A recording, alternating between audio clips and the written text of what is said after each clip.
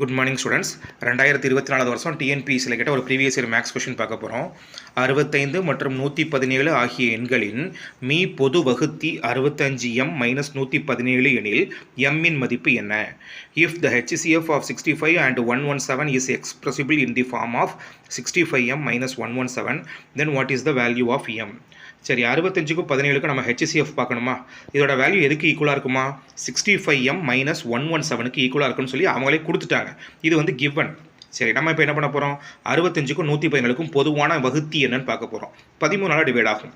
5 13 65, 9 10 90, 9 3 27. அப்போ 90 + 27 117 ஆயிருமா? அப்போ ரெண்டுக்குமே காமன் பொது வகுத்தி ஹையஸ்ட் காமன் ஃபேக்டர் என்ன? 13. அவ்வளோதான். இதுக்கப்புறம் வேறு எதுவுமே வராது.